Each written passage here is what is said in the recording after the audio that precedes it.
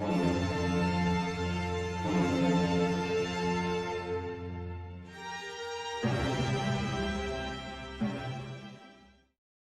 everybody, welcome back to Video Game Esoteric. And continuing series is PlayStation 1, except it's not. And today we're taking a look at Strider 2, released in 1999 by Capcom on the Capcom ZN-2 arcade board. And this is an absolutely outstanding sequel to the original Strider. And don't be confused, because there are two Strider 2s, and the one you definitely want to play is the one from Capcom. Before we get too far involved, then do me a huge favor, go down below, hit like, subscribe, that notification bell definitely helps us out. And if you feel so inclined to want to support the channel, I got a Patreon link down below as well. But honestly, what can you say about Strider 2, except it is spectacular.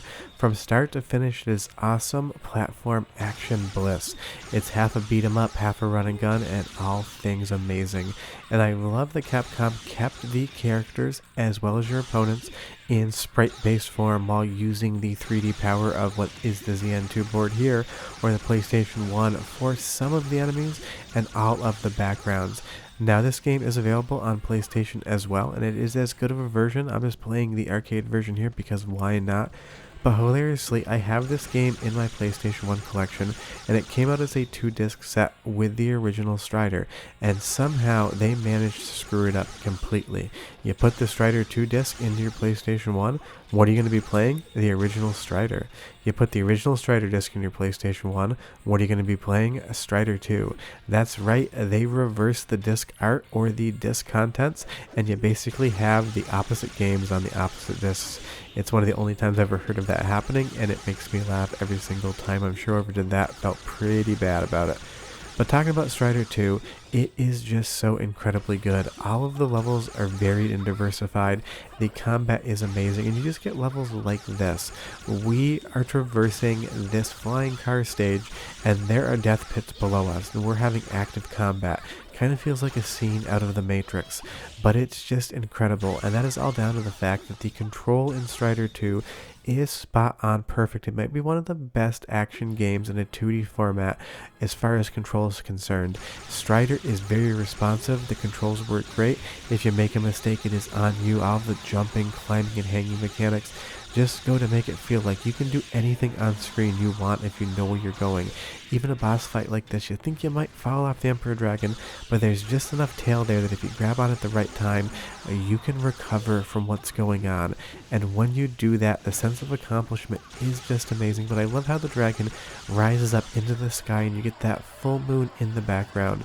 The overall vibe and art direction of both the game and the sort of, anime comic book cutscenes, they're just so good. This game in motion, this game still with just these cutaways, looks so incredibly good. It is just so colorful, so unique and dramatic. This might be my favorite Capcom game of its generation of this genre, and I love these little wireframe animations you get in each level as well, showing you what your goal is. One of the best things that Capcom and the designers did was to make sure that each area felt wildly varied. The first area, it was dark, it was a cityscape, it was at night, it kind of had that neo-noir cyberpunk vibe to it. The next stage is bright, it is airy, it's open, and it's got a castle theme. Just when you're done with one stage and you feel like you've seen what that stage is doing, you get to the next stage and it does something entirely different, and I love that from a design perspective. I even love that there are enemies in the background that you're not actually going to have to fight, they're just there for window dressing. This game is so detailed, so unique, moves so fluidly, it's just so much fun. I will say though that on occasion, it's not cheap. You can actually beat the game by just spamming certain areas. That turret there, so long as you hang underneath it, it's basically impossible to get beaten, and some of the bosses have areas in which if you just stand there and hammer away, you're basically invulnerable. Some maybe don't take advantage of those, but if you don't know about them, I'm only going to show you one of them. But even these mid-stage bosses are just so incredible. It's so much fun to attack them and beat the ever-loving hell out of them. But the other amazing part of Strider is the soundtrack, so go ahead and listen for 45 seconds, and I will be right back.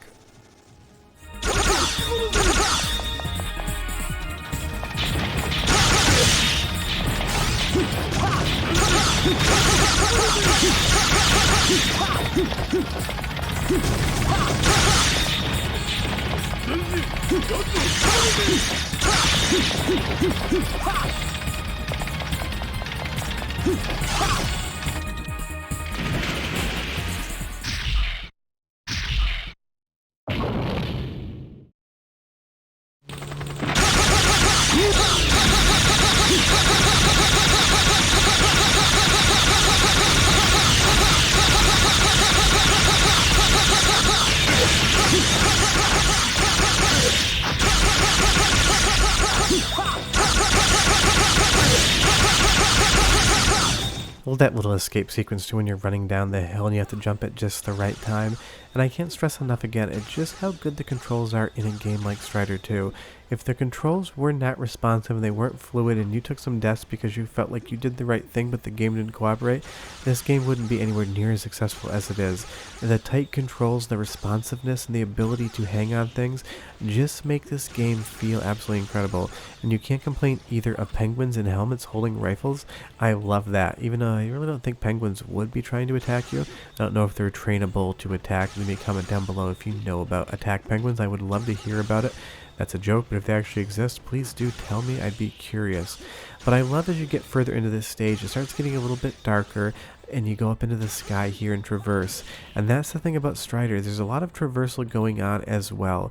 You're not just constantly beating things up. You're climbing those walls, and the game will make you slow down.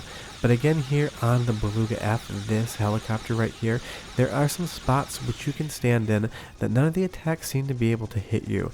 And that might be, like I said, the one downside of Strider 2 is once you learn the game, you can find out that some bosses are basically impossible to get hit by if you stand at just the right area.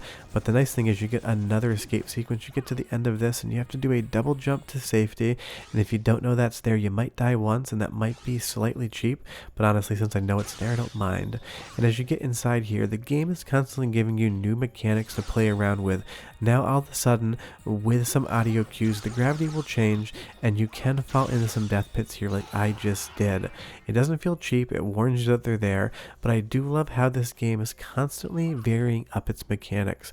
Each stage has something new to show you, and that makes the game feel fresh and new and unique via every stage. You'll see here these two scientists, one turns into a giant walrus with tusks, and the other one I have absolutely no idea what it is. Kind of has a little bit of The Thing by John Carpenter vibes, you know, men just turning into these monsters. Maybe that's just me imparting something there that might not actually be there. Leave me a comment down below, especially if you like The Thing. I'd be curious to hear about that as well. But that is just Strider. There's constantly something new and unique going on. The gravity core here, it creates its own gravity, and basically the gravity exists in a 360-degree ring around it. And sometimes I'm not playing well here, I'm getting nailed by those lasers, but if you jump at just the right second in the right situation, you can get into a gravity loop around the gravity core and basically attack from every single angle. Like right here, if you get it just right, you can spin around it and really hammer in some serious damage on him. But I do love this kaiju battle here as well with the Kraken, and I will show you what I think is probably maybe the biggest oversight in the entire game, or maybe it's intentional. If you get down here at this corner, none of the attacks can hit you. You can basically, with immunity and with those power-ups, hammer away from him, and nothing is going to hit you. It's kind of a cheesy way to beat the battle, but honestly, for the video, it's kind of fun to talk about these little exploits you can get. But again, in between missions, you get these absolutely spectacular pieces of art. They don't move, they're not animated, they're all still drawings, but the artists behind these did such a good job of putting so much drama into something that doesn't move. With all the shading and the lighting, it's just so perfect, even if it isn't animated whatsoever. The story is good. It's just enough of a story in an arcade game to keep you interested, but not so much that you're wondering why you're in an arcade watching a 5-minute long cutscene. That's going to be basically the same on the PlayStation 1 version as well. It's a fast-paced action arcade game, so the story is not going to be huge, but what's there is at least good. And if you've never played the original Strider either, maybe start with that and move on to Strider 2. There's not a ton of connections, but if you haven't played the first one, you owe it to yourself to play both of these. The first one has been remade on the PlayStation 3. It was like a pseudo remake, but nothing has come out after Strider 2. There is no real Strider 3 to talk about. But honestly, this game looks really nice. I don't even know that it would need a remake.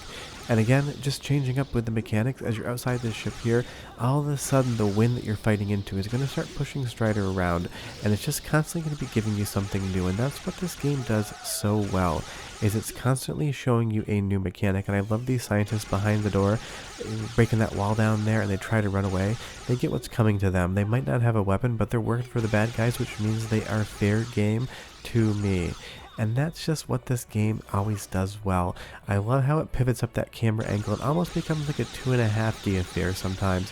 Obviously there are polygons, but you're never running into or out of the screen. Sometimes the screen just moves around you. But again, another escape sequence, and they're done so well.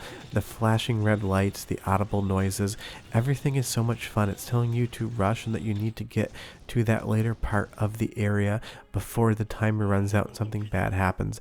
And sometimes the boss battles are huge like the Kraken. Sometimes with Admiral Wilhelm here, they are very small, but those small arenas cause you to have to realize where you can move around the screen, what the attacks your opponents are going to be giving you, and how they're telegraphed, and how you can sort of avoid them. But you will see I took a death here at the same time I killed Wilhelm, and that's kind of just a funny little aside.